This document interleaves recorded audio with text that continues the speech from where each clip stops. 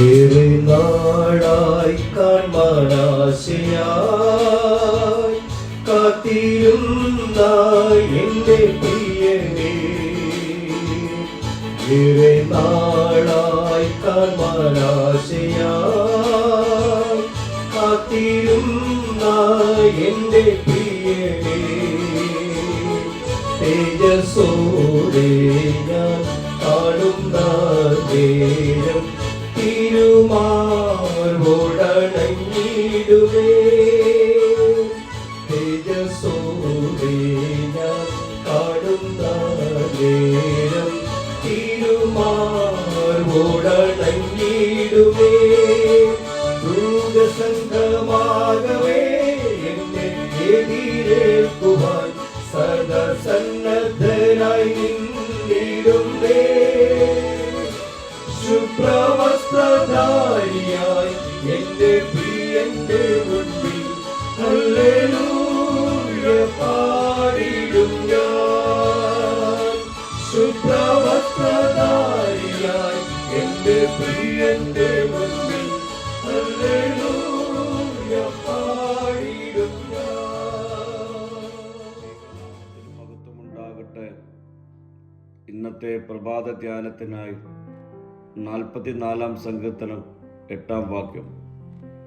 ദൈവത്തിൽ ഞങ്ങൾ നിത്യം പ്രശംസിക്കുന്നു, നിന്റെ നാമത്തിന് എന്നും സ്തോത്രം ചെയ്യുന്നു.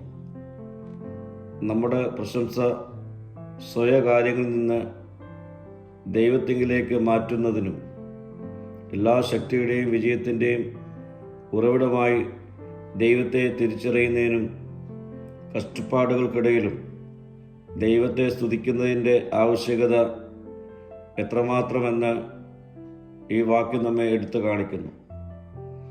ജീവിതങ്ങൾ മോശമായി തീരുമ്പോഴും ദൈവത്തിൽ അഭിമാനിക്കുവാനുള്ള ആഹ്വാനം ഈ വാക്യം നൽകുന്നു. വ്യക്തിപരമായ നേട്ടങ്ങളിൽ നിന്നും ഉത്കണ്ഠകളിൽ നിന്നും ചിന്തകളെ ദൈവത്തിൻ്റെ പ്രവൃത്തികളിലേക്ക് തിരിച്ചുവിടുവാൻ ഈ വാക്യം നമ്മെ പ്രേരിപ്പിക്കുന്നു. വാതിലുകൾ തുറക്കുമ്പോഴും അനുഗ്രഹങ്ങൾ ലഭിക്കുമ്പോഴും പ്രാർത്ഥനകൾക്ക് ഉത്തരം ലഭിക്കുമ്പോഴും ദൈവത്തിൽ പ്രശംസിക്കുന്നത് എളുപ്പമാണ്. എന്നാൽ പരാജയങ്ങളുടെയും നിരാശയുടെയും മധ്യത്തിൽ ദൈവത്തെ സ്തുതിക്കുമ്പോഴാണ് യഥാർത്ഥ വിശ്വാസം ജീവിതത്തിൽ നമുക്ക് നിലനിർത്തുവാൻ കഴിയുന്നത്. നമ്മുടെ പ്രശംസ ഞങ്ങളിലല്ല, ദൈവത്തിലാണ്. ഇതാണ് സങ്കീർത്തനക്കാരൻ ഈ വാക്യത്തിലൂടെ പറയുവാൻ ശ്രമിക്കുന്നത്. നമ്മുടെ സാഹചര്യങ്ങൾ മാറിയേക്കാം, പക്ഷേ ദൈവം മാറുന്നവനല്ല. അതുകൊണ്ട് നമ്മുടെ സ്തുതി സ്ഥിരമായിരിക്കണം.